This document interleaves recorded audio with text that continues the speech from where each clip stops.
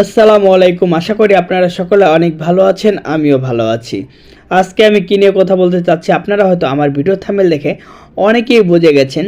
পদত্যাগ বাধ্য হলেন ইসলামিক ব্যাংকের এমডি মনিরুল মাওলানা। আজকে এ বিষয়ে আলোচনা করব, কী হবে ইসলামিক ব্যাংকের, কেন পদত্যাগ করলো, এ টু জেড আজকে এ বিষয়ে আলোচনা করব।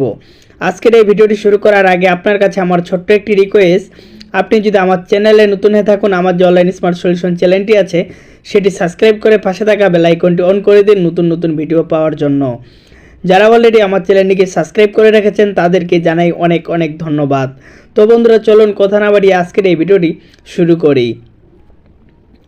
পদত্যাগে বাধ্য হলেন ইসলামিক ব্যাংকের এমডি মনিরুল মাওলানা।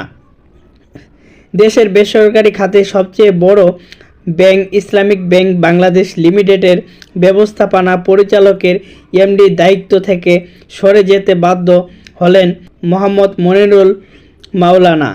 কর্মকর্তাদের বাধার মুখে তিনি গত 19শে ডিসেম্বর অফিস ছাড়তে বাধ্য হন বলে সংশ্লিষ্ট সূত্রে জানা গেছে।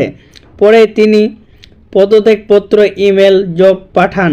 আগামী 29শে ডিসেম্বর ব্যাংকটির বোর্ড সভায় তার পদত্যাগপত্রের বিষয়ে সিদ্ধান্ত নেওয়া হবে বলে একাধিক সূত্রে নিশ্চিত করেছে। তবে এ নিয়ে মনিরুল মাওলানার সঙ্গে মুঠোফোনে যোগাযোগ করা হলেও সাড়া দেননি তিনি।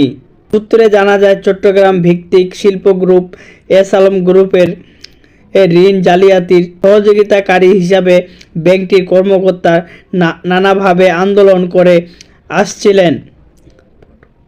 পদ পরিবর্তনের সঙ্গে সঙ্গে ব্যাংকটির কর্মকর্তাদের তোপের মুখে চলে যেতে পেরে আবারও তিনি অফিস শুরু করেন। আগের দায়িত্বে এমডি সম্পত্তি তার বিরুদ্ধে দুদকে মামলা হয়েছে। ইসলামিক ব্যাংকের একজন উদ্যোক্ত কর্মকর্তা বলেছেন, পরিচালক এখন অনুপস্থিত আছেন। বাংলাদেশ ব্যাংকের একজন কর্মকর্তা বলেন, এ বিষয়ে আমরা শুনেছি, আনুষ্ঠানিকভাবে জানতে পারিনি। জানা গেছে, জালিয়াতির মধ্যে ইসলামিক ব্যাংক থেকে 1092 কোটি 46 লাখ টাকা ঋণ নিয়ে আত্মসাতের অভিযোগ ইসলামিক ব্যাংকের সাবেক চেয়ারম্যান ও পিতৃত্ব ব্যবসায়ী এস আলম গ্রুপের ব্যবস্থাপনা পরিচালক সিআইও দুদক দুর্নীতি দমন কমিশনের দুদক চট্টগ্রাম সমষ্টিগত জেলা কার্যালয় এ বাদী হয়ে মামলা করেন। সংশ্লিষ্ট উপচালক ইয়াসিন আরাফাত মামলার এজাহার মতব এন্টারপ্রাইজের নামে এ টাকা ঋণ নিয়ে আত্মসাৎ করেন। তো অনেকেই জানতে চেয়েছে যে ভাই, আমরা ইসলামিক ব্যাংকে টাকা রেখেছি, আমাদের ব্যাংকটিতে কতটুকু নিরাপদ থাকবে আমাদের টাকা? একটার পর একটা হয়ে যাচ্ছে, ব্যাংকে টাকা থাকতেছে না, নিজের পাওনা টাকা লিমিট বেঁধে দেওয়া হচ্ছে, ব্যাংকটির এক এক জনের পর এক একটা পদ পরিবর্তন করা হচ্ছে, তাহলে কি আমাদের টাকা কতটা নিরাপদ থাকবে? হ্যাঁ ভাই, আপনাদের টাকা অবশ্যই নিরাপদ থাকবে।